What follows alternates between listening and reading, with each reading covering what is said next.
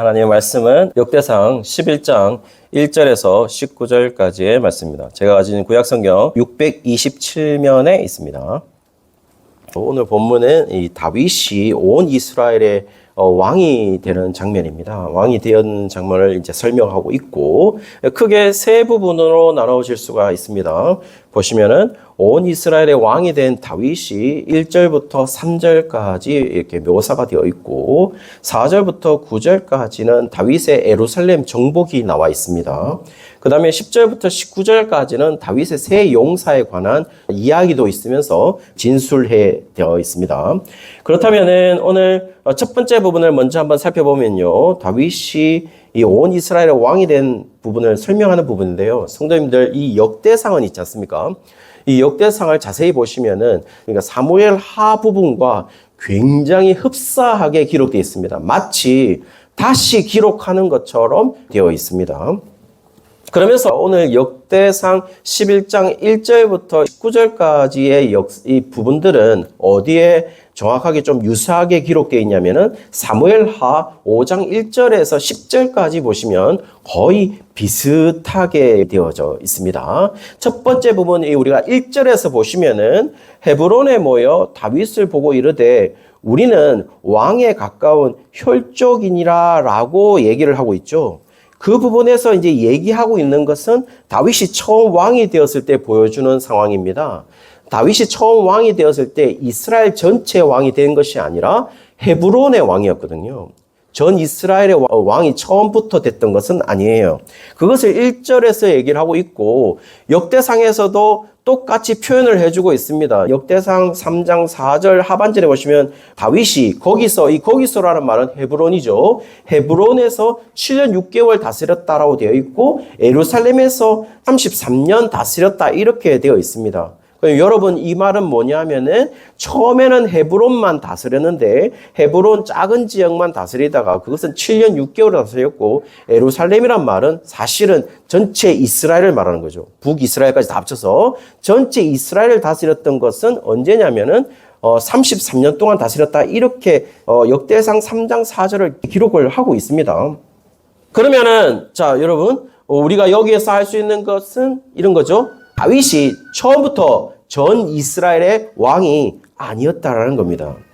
그런데 이상하게 오늘 1절에 보시면은 1절에 어떻게 표현했냐면은 온 이스라엘이라고 표현되어 있죠. 제일 첫 번째 보시면 온 이스라엘이 모였다 이렇게 되어 있습니다. 그러니까 온 이스라엘이 헤브론에 모였다고 되어 있고, 이 본문은 사무엘하 5장 1절에서 10절과 거의 유사하게 기록되어 있는 본문이라고 했을 때 사무엘하 5장 1절에서도 보시면은 어떻게 되어 있냐면은 이렇게 되어 있습니다. 온 이스라엘의 모든 지파라고 말을 하고 있어요. 그래서 사무엘하 5장 5절에 보시면요. 헤브론에서 7년 6개월 동안 유다를 다스렸고, 예루살렘에서 33년 동안 온 이스라엘과 유다를 다스렸더라라고 되어 있습니다.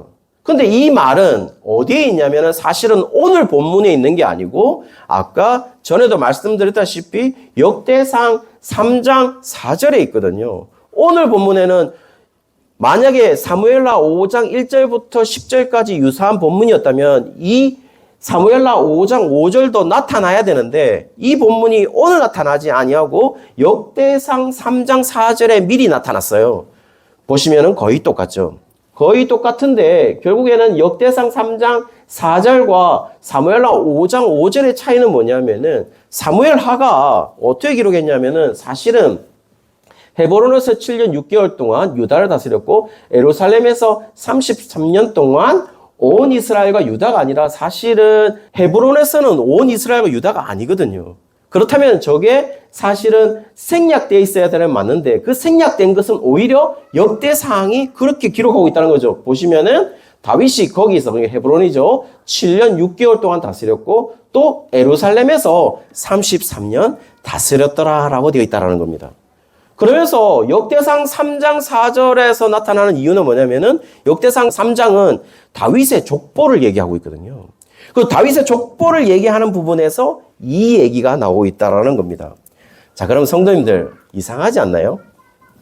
오늘 본문에 사무엘하 5장 1절부터 10절까지 비슷하다면 사무엘하 5장 5절에 있는 것이 역대상 여기에도 나타나야 되는데, 오늘 본문에도 나타나야 되는데 나타나지 않는 이유는 뭐라고 생각하십니까? 왜 역대상 저자가 3장에 이 얘기를 하고 오늘 본문에는 오히려 왜 얘기하지 않았던가?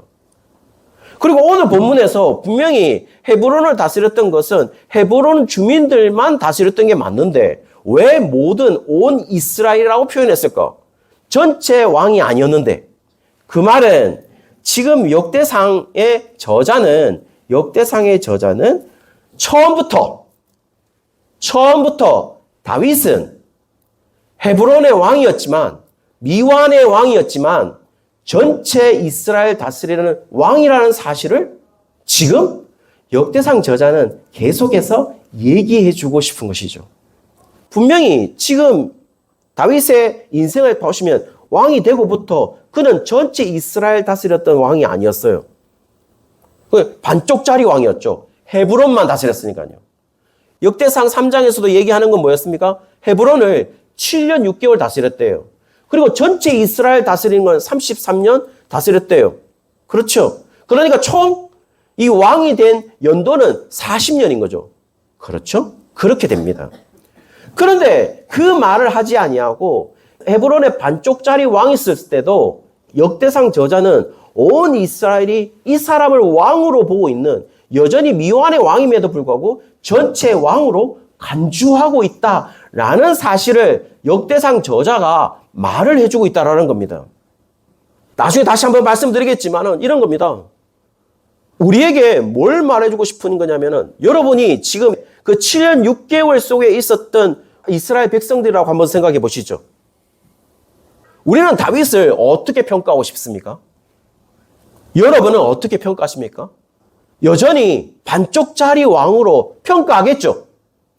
더 우리의 판단을 흐리게 하는 장면이 뭐냐면은, 여러분, 사무엘하 2장 8절에서 11절까지 보시면 사울이 죽은 후에 바로 다윗이 전체 이스라엘의 왕이 되지 않았어요. 사울이 죽은 후에 그 사울의 왕의 뒤를 이은 사람이 누구였냐면은 사울의 아들인 이스보셋이 왕이 되었습니다. 다윗은 아직 전체 이스라엘이 아니에요. 이스라엘은 지금 눈에 보이는 현상으로는 어떤 전개가 이루어지고 있냐면은 사울왕이 죽자마자 사울의 아들인 사무엘하 2장 8절 11절이 그렇게 얘기를 하고 있어요. 온 이스라엘의 왕을 삼았더라고, 이스보셋을. 그렇죠? 그렇게 되어 있습니다. 사무엘하 1장부터 4장까지 보시면 사울이 죽고 사울의 세력과 여전히 패권 다툼을 하고 있는 것이 사무엘하 1장부터 4장까지의 이야기입니다. 자, 그러면 성도님들, 우리가 그 속에 있다고 한번 생각해 보시죠. 우리는 다윗을 어떻게 평가하고 싶습니까? 아직 이스보셋이 눈보젓이 살고 있어서 사울의 후계자는 다윗이 아니고, 다윗은 피 하나 안 섞였잖아요. 그죠? 피 하나 안 섞였어요. 사울은 베냐민 지파 사람이고 다윗은요 유다 지파 사람이에요. 물론 아브라함의 전통이라고 한다면 피는 섞였겠죠. 그러나 진짜 다른 지파입니다. 그런데 그 지파 속에서 지금 인간의 왕의 계석으로는 이스보셋이 왕이 되어 있단 말입니다. 그리고 다윗은 그야말로 헤브론만 다스리고 있는 그 왕이었어요. 자, 이제 여러분은 어떤 식으로 다윗을 보고 계신가요? 그 얘기를 묻고 있는 것이죠.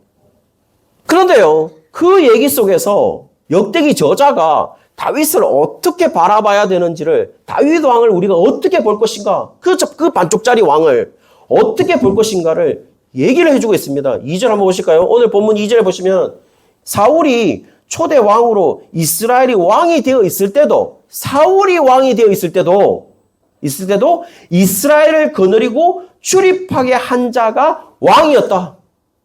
그 다윗 왕이었다라는 겁니다. 이 말은 뭘 말한 거죠? 사울이 지금 왕이 있을 때도 여전히 이스라엘 사람들의 진정한 왕은 누구였다고요? 다윗 왕이었다고요. 과거 시제를 말하고 있어요. 그러니까 사울 왕이 있을 때도 다윗 당신이 진짜 왕이었어. 실제적인 왕은 다윗 너야! 라고 지금 얘기하고 있다는 겁니다. 그렇게 될 수밖에 없었던 이유가 뭐냐면 여호와의 약속이 있었대요. 보시면은 네가 내 백성 이스라엘의 목자가 되며 내 백성 이스라엘의 주권자가 되리라고 하는 여호와의 약속이 있기 때문에 그는 여전히 사울이 다스릴 때도 왕이었고 이스보셋이 그 다음에 이어받아서 헤브론의 반쪽짜리 왕이었지만 다윗은 여전히 뭐예요? 왕이다 라는 얘기를 하고 있다는 것이죠. 그리고 더 심각하게는요, 반쪽짜리 왕이 아니라 저 사람이 진짜 전 이스라엘, 전체 이스라엘의 왕이다라고 얘기를 하고 있다는 겁니다. 그러므로 지금 성도님들, 여기에 지금 이루어지고 있는 역사적 사실들을 보면서 다윗은 여전히 뭐 할 수 있는 게 없어요. 반쪽짜리 왕이니까요. 그러니 정확하게 말씀드리면 이렇습니다. 지금 이루어지는 것들이 다윗의 야망이나 다윗의 의지나 다윗의 계획에서 이렇게 이루어지는 것이 아니라 이루어지지도 않았죠, 사실은. 이루어지는 것이 아니라 오로지 지금 하나님의 약속만이 그대로 이행되고 있다는 사실을 얘기해주고 있죠. 실제로 여러분, 토요일 본문이 뭐냐면 토요일 본문이 역대상 10장입니다. 역대상 10장에 뭐가 되어 있냐면 결국 인간의 의지와 인간의 계획과 인간의 야망으로 이루어진 왕, 누구죠? 사울 왕이죠. 그 사울 왕의 실패를 역대상 10장에 그리고 있단 말입니다. 사울 왕이 되는 과정도 한번 보시죠. 사울이 왕이 왜 됐습니까? 결국 사울 왕이 초대 왕이잖아요. 초대 왕이 되었던 것도 이스라엘 민족이 왕을 구했지 않습니까? 이제부터 우리를 왕을 세워다오. 왕을 세우는 목적들도 뭐였습니까? 자기들은 원래는 12지파 중심 체제였어요. 12지파 중심 체제였는데 12지파 중심 체제로 사사기를 살아보니 처음부 다 이방 나라에게 계속 침략을 당하고 어려움을 겪는 그런 시기를 살게 됐단 말입니다. 그러니 이스라엘 백성들이 왜 이방 사람들이 왜 우리를 침략을 이렇게 쉽게 하지? 라고 봤을 때 우리와 다른 하나의 제도는 뭐였냐면 그들에게는 뭐가 있었죠? 왕적 제도가 있었다는 거죠. 그러니까 한 명을 중심으로 해서 싸우니까 이 이스라엘은 오합지졸인 거죠. 12지파로 나눠져 있으니까. 심지어는 요단 동편에 있었던 자들도 너희들이 싸움을 할 때는 같이 와라 했는데 요단 동편에 있는 사람들이 왔습니까? 요단 동편에 있는 사람들이 약속을 안 지켰어요. 그야말로 오합지졸이었단 말입니다. 한 사람의 리더가 없는 거죠. 그러니 인간적으로 생각했을 때 이스라엘은 이렇게 생각해요. 저들은 왕이 있고 우리는 왕이 없으므로 우리가 이렇게 침략을 당하는구나. 그러니 우리에게 왕을 주십시오 라고 얘기를 했어요. 그때 하나님이 뭐라고 대답했습니까? 진노하시면서 분노하시면서 얘기한 거죠. 내가 진정한 왕인데 나를 지금 부인하는 것이라고. 나를 왕으로 삼지 않는 것이라고. 그렇게 얘기했다는 겁니다. 결국 인간적으로 세워진 왕이 누구였죠? 바로 사울 왕이었다는 겁니다. 그것을 역대상 10장에서 보면 결국 인간의 의지로, 인간의 야망으로, 인간의 욕심으로 세운 그 사울 왕 어떻게 됐습니까? 실패했지 않습니까? 그리고 오늘 11장에 다윗 왕을 그려지고 있단 말입니다. 그렇다면 하나님의 역사 속에서 얘기하고 있는 다윗 왕은 어떤 사람입니까? 다윗 왕이 반쪽짜리 왕으로 시작했다고 생각하십니까? 그렇지 않죠. 하나님의 약속 속에서는 이 사람은 처음부터 이스라엘의 왕이었다는 거죠. 더 심하게 말하면 사울의 이 초대 왕이라는 것을 제거해주고 있는 것이 누구냐? 바로 다윗 왕이라는 겁니다. 더 심각하게는요, 다윗 언약이라는 것이죠. 3절 마지막에 보십시오. 결국 뭡니까? 다윗을 왕으로 세운 것은 여호와께서 사무엘을 통하여 전하신 말씀대로 되었다라고 말하고 있어요. 자, 이 말은 뭘 말하는 겁니까? 성도님들, 우리의 역사가 그냥 우리의 인간들로 우리의 능력대로 될 것 같죠? 그렇지 않습니다.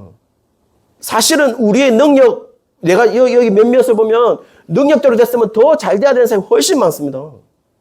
또 어떻게 조금 배 아플 때는 어떻습니까? 저 사람 저 정도 능력이 아닌데 엄청나게 잘 되는 사람들도 있어요. 인간적인 눈으로.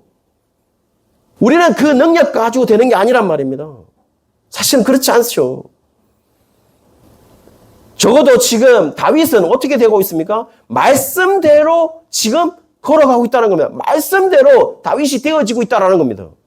그러면서 두 번째 부분을 살펴보면 이렇게 되어 있어요. 4절에 보시면 이제 예루살렘을 정복합니다. 예루살렘을 정복하는데요. 이상한 것은 전쟁을 하고 있지 않는 것입니다. 왜 예루살렘을 정복해야 됩니까? 지금 이 다윗은 지금 반쪽짜리 왕이잖아요. 헤브론만 다스리고 있으니까요. 이 예루살렘을 이제 정복해야 됩니다. 그래야 진짜 왕이 되니까요. 4절에 보시면 아직 마치 점령되지 않은 땅처럼 그렇게 남아 있습니다. 그렇죠? 그렇게 되어 있어요. 왜냐하면 여러분 가나안 정복해가지고 이 예루살렘 근처의 모든 땅들 대부분 땅은 누구에게 주어졌냐면은 베냐민에게 주어졌습니다. 그런데 베냐민이 이 땅을 차지하지 못하거든요. 왜냐하면 그때 가나안 족속에 누가 살고 있었냐면 그때 이미 살고 있었던 사람은 여부스 족속이었어요. 여부스 족속. 이 예루살렘 땅에 말이죠. 그러니까 5절에 뭐라고 나와 있냐면은 여부스 사람들이 다윗이 여기로 들어오지 못할 것이다 라고 얘기를 했다는 거예요. 원래 가나안 족속이었던 여부스 사람들이 이렇게 얘기했다라는 겁니다. 그런데 다윗이 시온 산성을 빼앗고 이곳을 다윗성으로 했다라는 겁니다. 마치 정복했다라는 것이죠. 그리고 6절에 보시면 그렇게 해가지고 군대 장관인 요압이 예루살렘으로 올라가서 차지할 수 있도록 우두머리를 삼았다는 거죠. 이 부분에서 굳이 요압을 언급할 이유가 무엇인지는 보시면은 이렇습니다. 성도님들, 여기에서 다윗이 차지한 게 아니라 누가 차지했다고요? 요압이 우두머리로 가서 차지한 걸로 나와 있어요. 이 말은 성도님들, 역대기 저자의 의도가 있습니다. 마치 다윗에게 중점되고 있던 것을 다시 요압을 인물을 등장시켜서 이 초점을 분산시키는 것과 같은 느낌을 가지게 한다는 겁니다. 그리고 8절에 보시면은 요압이 얼마나 중요한 사람이냐면 요압이 다윗성의 중수자다 이렇게 나와 있습니다. 요압이 다윗성을 중수했대요. 요압의 역할이 엄청나게 중요한 것처럼 나와 있다는 겁니다. 역대기 정자는 지금 우리를 어떻게 인도하고 있느냐? 다윗에게도 초점을 맞추지 못하게 하고, 그렇죠? 왜냐하면 지금 또 요압을 설명했으니까요. 요압에게도 지금 중점적으로 나오고 있지는 않아요. 요압이 엄청난 히어로처럼, 영웅처럼 그렇게 초점을 맞추고 있지도 않습니다. 계속 분산시키면서 지금 정확하게 얘기하고 싶은 건 뭐냐? 예루살렘을 정복하고 있다. 라는 얘기를 하고 싶은 거죠. 만약에 다윗이 모든 것을 다 했다고 생각해 보십시오. 다윗이 모든 것을 다 했으면 우리는 다윗에게 지금 다시 눈이 쏠릴 겁니다. 그리고 요압을 막 설명하다 보면 요압에 또 엄청나게 우리는 쏠릴 거예요. 그렇죠? 그런데 그 눈길들을 저 뒤에 세 형사가 나오거든요. 세 형사가 나오는 걸 보면 또 세 형사에게 그 역사적 사실들을 조금씩 기록하면서 전부 다 분산시키고 있습니다. 역대기 저자는 지금 우리에게 의도하는 바는 뭐냐면은 사람에게 뭔가 초점을 막 눈길을 돌리고 있는 게 아니라 역대기 저자는 하나님이 이 사람들을 이용해요. 심지어도 다윗도 n분의 1 사람으로서 하나님이 사용하시는 한 사람으로서 하나님이 어떻게 해서 역사하시는지를 거기에 초점을 그 역사하심의 주제는 뭔데요? 예루살렘 정복. 거기에 초점을 맞추어서 지금 하나님이 어떻게 이 역사를 이끌어 가시는가 거기에 초점을 맞추고 있는 것이지 사람에게 초점을 맞추지 않도록 지금 많은 사람들이 이 예루살렘 정복에 힘을 쓰고 있다라는 사실을 의도하고 이렇게 기록하고 있다는 겁니다. 나중에 더 큰 의미를 다시 한번 설명하겠습니다. 자, 그렇게 하면서 오늘 본문에 보시면은 다윗의 이 다스림이 두 부분으로 나누어지겠죠? 근데 두 부분이 아까도 말씀드렸지만 헤브론의 7년 6개월입니다. 그리고 예루살렘의 33년이에요. 그렇죠? 그런데 마치 어떻습니까? 헤브론의 7년 6개월을 거의 생략하고 예루살렘 지금 정복 얘기를 하고 있잖아요. 다시요, 여러분. 우리가 몇 절 사이를 건너서 헤브론의 7년 6개월을 한 1, 2, 3절에 설명하고 이미 4절에 예루살렘 정복이 나와 있잖아요. 그 말은 뭘 말하는 거겠어요? 지금 마치 이 본문 속에서 헤브론에서 바로 왕 되자마자 예루살렘에 간 것처럼 지금 묘사하고 있다는 거예요. 그 말은 역대기 저자는 이미 3장 4절에 헤브론에서 7년 6개월 다스렸어. 그리고 예루살렘에서 33년 다스렸어. 라고 하는 역사적 사실을 부인하려고 하는 게 아니라 오히려 역대기 저자는 다윗보다도 다윗 언약이 뭐였겠습니까? 온 이스라엘의 진짜 왕은 누구라고요? 너라고. 그리고 너인데 너의 왕국이 영원할 거라고. 그게 다윗 언약이었어요. 그리고 지금 요압을 설명하고 있지만 요압의 용맹함이나 요압의 의지나 이런 것들이 예루살렘 정복을 할 수 있도록 한 게 아니라 결국 누가 하도록 만들었냐? 결국 하나님이 이 일을 계획하시고 이루셨다라는 사실들을 얘기하고 있다라는 겁니다. 이미 이건 약속된 거야. 라는 것을 말하기 위해서 7년 6개월 짧지 않잖아요. 그런데 그 7년 6개월이 마치 없는 것처럼 예루살렘을 정복하고 있단 말이죠. 그렇다면은 지금 역대기 저자는 지금 말하려고 하는 게 있다라는 거죠. 이렇게 이 예루살렘을 정복하는 것이 결국 하나님의 의도이고 하나님의 의지이고 하나님의 계획이다라는 것을 초점 맞추기 위해서 9절에 보시면 이렇게 기록하고 있다는 거예요. 단순히 다윗이 강성해서 이루어진 것이 아니라 이유를 밝히는데요. 여호와께서 함께 계시니까 이렇게 된 것이라고. 그렇게 얘기하고 있다는 겁니다. 역대기 저자가. 여호와께서 함께 계셔서 된 것이야. 그러면서 세 번째 부분을 얘기합니다. 세 번째 부분을 보시면 10절부터 19절까지 다윗이 1인 주인공이라는 역사를 더 분산시킵니다. 다윗이 1인 주인공이 아니다 라는 걸 말하기 위해서 11절에 보시면 학몬 사람의 아들 야소보암 그리고 30용사의 기록도 나와 있죠. 그리고 12절에 보시면 호와 사람 도도의 아들 엘르아살도 기록하고 있어요. 그리고 그들과 함께 이루어진 일들도 소소하게 기록하고 있습니다. 그리고 다윗이 물을 마시게 하고자 그 사람들이 자기의 목숨을 걸고 다윗의 물을 마시기 위해서 가져온 것도 기록하고 있단 말입니다. 그러면서 19절에 이야기하고 있어요. 다윗이 이 사람들이 아니었다면 다윗은 절대로 살아남을 수 없었다라는 이야기를 하고 있는 것이죠. 다윗 혼자 힘이 아니었다라는 겁니다. 이 모든 것들이 다윗의 능력이나 다윗의 스펙으로 이루어진 게 아니라는 것이죠. 그거를 역대기 저자는 다윗의 입으로 고백을 하고 있다는 겁니다. 다윗 입 스스로가, 다윗이 자신 스스로가 이렇게 얘기하고 있다는 거예요. 당신들 아니었으면 나는 이미 죽은 목숨이라고. 역대기 저자의 의도는 확실해 보입니다. 뭐죠? 역대기 저자의 의도는 다윗의 어떤 의지나 다윗의 의도나 다윗의 계획이 이루어지는 게 아니라 결국 다윗을 향한 하나님의 계획과 하나님의 의도와 하나님의 의지가 이루어지고 있다라는 사실을 기록하고 있는 것이죠. 그러면서 우리에게 많은 사람들을 언급하면서 하나님의 계획을 이루어짐에 있어가지고 많은 사람을 언급함으로 통해서 오히려 우리가 우리의 눈을 다윗에게로 다윗 한 명으로 용시하는 그런 것들을 지금 못하게끔 지금 하고 있다라는 겁니다. 오히려 다윗에게 초점 맞추는 게 아니라 다윗 언약을 볼 수 있도록 하나님이 어떻게 하시는지. 실제로 여러분 요압 있지 않습니까? 요압도 여기 되게 용시 예루살렘을 정복해서 예루살렘의 중수자로 기억되어 있지만 여러분 요압이 나중에 어떻게 됩니까? 요압은요 나중에 다윗의 뜻을 거스려서 아브넬과 아마사를 암살해서 다윗에게 저주를 받습니다. 특별히 요압이 잘못한 게 뭔지 아십니까? 요압은 다윗 다음에 누구를 세우려고 했는지 아십니까? 솔로몬이 아니라 아도니아를 세우려고 했어요. 아도니아를 세우려고 했습니다. 나중에 있지 않습니까? 솔로몬을 세우려고 했던 그 사람이 이 요압의 자리로 대신 갑니다. 그거는 매일 묵상에서 확인하시면 될 것 같아요. 꼭 나오거든요. 요압은 결국 뭡니까? 약속을 몰랐다라는 거죠. 다윗 다음에 솔로몬이라는 거를. 그러니까 아도니아를 세우려고 했죠. 자, 그런데요, 여러분, 알고 있겠죠? 누가 알고 있느냐? 역대기를 읽는 사람들은 지금 솔로몬의 다윗의 역사보다 500년 후에 이 사람들은 이 글을 읽고 있단 말입니다. 그러면 요압이 어떤 사람인가를 알고 있단 말이죠. 그러면 당연히 이 사람들은 요압이 하나님의 언약에 벗어난 사람이라는 것을 이 역대기를 읽는 독자들은 500년 후의 사람이니까 이미 알고 있단 말입니다. 요압도 그때 당시에서는 예루살렘 중수할 때는 많은 사람들이 봤을 때 영웅이었을 거예요. 히어로잖아요. 먼저 가서 정복한 사람이 우두머리 삼을 거야 라고 하니까 요압이 오케이 내가 먼저 나서가지고 예루살렘 정복하겠습니다. 정복했죠. 그래서 요압을 뭡니까? 우두머리를 삼았거든요. 요압은 진짜 영웅입니다.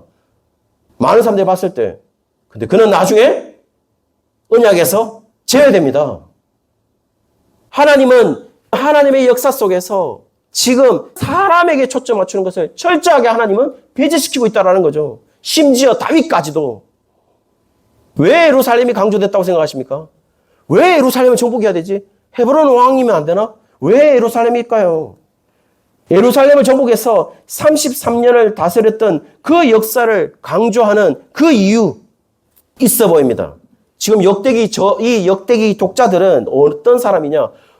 바벨론 포로였다가 이제 돌아온 사람들이에요. 자, 여러분, 이제 우리가 돌아오는 사람들이라 생각해 보십시오. 5세기 중반 정도에. 이제 우리는 돌아오는 사람이에요. 포로 되었다가 돌아와요. 어디로? 예루살렘으로.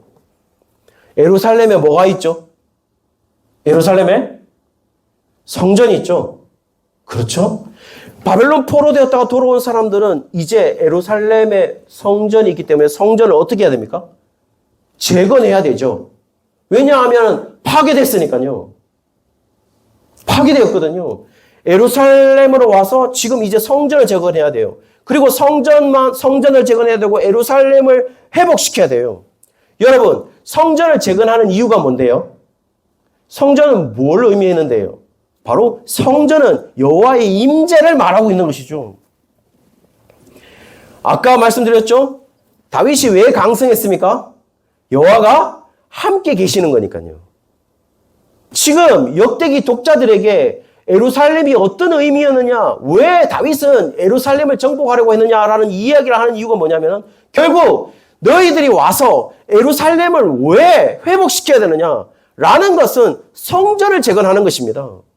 왜 성전을 재건해야 되느냐? 성전은 뭘 말하느냐? 성전은 여호와의 임재를 말하는 것이죠. 여호와께서 함께 하시고 있어 라는 것을 얘기하고 있다는 겁니다. 여러분 9절에 보시면 이렇게 돼 있죠. 여호와께서 함께 계시니까 다윗이 점점 강성해졌대요. 다윗이. 이 강성하다란 말이 무슨 뜻이냐면 가돌이라는 뜻입니다. 가돌은요. 빅이라는 뜻이 아니에요. 큰이라는 뜻이 아닙니다. great라고 해서 위대함이라는 뜻이에요. 성도님들 더 심하게 말하면 이 가돌은 실제로 인간들에게는 잘 사용하지 않아요. 그럼 누구에게 사용했을까요? 신의 속성을 얘기할 때 이 가돌이라는 단어를 썼단 말입니다. 자, 다윗이 위대하대요. 다윗이 위대한 이유가 뭐냐? 여호와께서 함께 계시니까요. 여호와께서 함께 계시니까 위대하대요. 여러분, 여기에 여호와란 말을 있잖아요. 여호와께서 함께 계시니를 여기를 하나님이라고 바꾸면요. 엘로힘을 바꾸면은 여호와 하나님이 함께 계시니가 뭐냐면은 바로 임마누엘인 것이죠.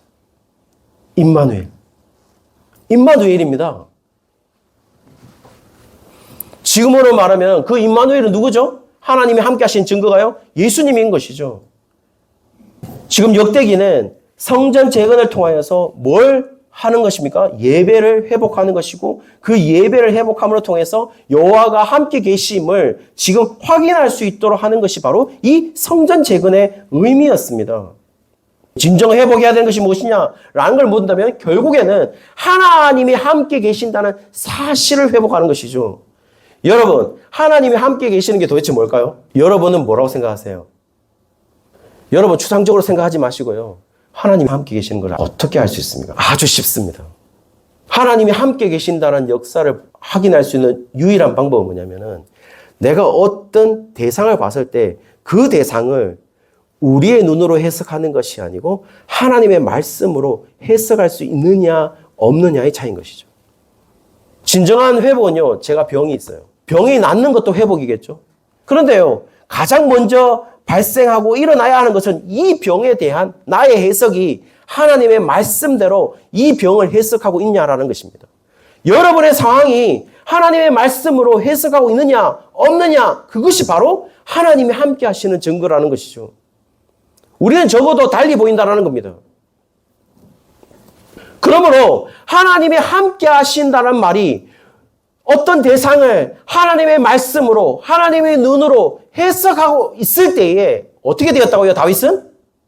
강성해졌다고요. 위대해졌다라는 겁니다. 그럼 우리의 위대함이란 어디서 발견되는 것입니까? 하나님이 함께 하시느냐 안 하느냐. 하나님의 눈으로 우리가 해석할 수 있느냐 없느냐라는 것이 바로 우리의 위대함이라는 것이죠. 사랑하는 성도님들, 어떤 사람이 이런 말을 했습니다. 위대함이라는 것은 선택한 소수가 가지는 것이 아니다라고 얘기를 했어요. 그러면서 이렇게 얘기했어요. 천재들이나 슈퍼스타들이나 영웅을 보면 우리는 위대하다고 얘기를 하죠. 나머지는요, 우리는 슈퍼스타들 어떻게 합니까? 영웅들을 어떻게 생각합니까? 그냥 우리는 바라보는 처지에 있죠. 그렇죠. 그렇게 이야기합니다. 그런데요, 위대함이란 특별한 DNA가 있는 게 아니래요. 그리고 왜 위대함은 특별한 DNA가 아니지? 가만히 생각해 보니 우리가 생각하는 슈퍼스타들도, 우리가 생각하는 영웅들도, 위대하다고 생각하는 사람들도 일반적으로 생각하면 그들의 인생을 자세히 보시면은 태어나서 살다가 죽는 우리의 일반적인 인생을 벗어나지 못한 그냥 일반적인 사람들이 있다는 겁니다. 그렇지 않습니까? 자기의 뜻에 의해서, 자기의 뜻에 의해서 태어난 게 아니잖아요. 그렇게 태어나서 그냥 그렇게 살다가 그냥 그렇게 죽는 일반적인 인생을 우리는 똑같이 살아가고 있다는 겁니다. 위대하지 않습니다. 위대하지 않아요. 우리가 생각하는 영웅이나 우리가 생각하는 슈퍼스타나 위대하지 않습니다. 그렇다면 우리는 위대할 수 있는 이유가 뭘까요? 우리는 왜 위대할까요? 결국 다른 사람과 다른 점은요, 우리와 하나님이 함께 계시기 때문인 것이죠. 하나님이 함께 계시니까 다윗이 위대했던 것처럼 우리에게 하나님이 함께 계시니까 위대한 것이죠. 그렇다면요, 성도님들, 여러분은 하나님 아까 함께 계시니까 우리의 인생을 하나님의 눈으로 어떻게 해석하고 계시나요? 여러분은 어떻게 해석하고 계십니까? 질문하고 싶은 게 있어요. 아내를 어떻게 하나님의 눈으로 해석하고 계십니까? 남편을 어떻게 해석하고 계십니까? 며느리 된 자는 시어머니를 어떻게 하나님의 눈으로 해석하고 있습니까? 우리의 직장 속에 있는 동료들은 어떻게 해석하면 맞습니까? 우리의 교회는 어떻게 해석하면 맞습니까? 우리의 인생을 어떻게 해석하면 맞습니까? 그 해석을 우리가 하나님의 말씀에 의지해서 해석할 수 있다면 그것이 여러분은 위대하다 말할 수 있을 것 같아요. 어떤 슈퍼스타보다도, 어떤 영웅들보다도 그게 진정으로 우리의 인생을 정복하며 살아가는 진짜 위대한 영웅이 아니겠습니까? 이번 일주일 있습니다. 그렇죠? 일주일도 살아갑니다. 내일 뭐 하십니까? 내일은 진짜 평범한 날일 겁니다. 여러분, 지난주 월요일과 다를 바가 없을 거예요. 근데 저는 말씀드리고 싶습니다. 내일이 진짜 위대한 날이 될 거예요. 왜냐하면 우리가 살아가고 있는 날이니까요. 왜 우리가 살아가는 날이 위대하냐? 우리가 하나님과 함께하고 있으니까요. 신이 살고 있는 날이니까요. 우리와 함께 위대한 날이죠. 그 위대한 날을 경험하고 살아가는 우리 모든 성도님들 되시기를 주의 이름으로 축원합니다.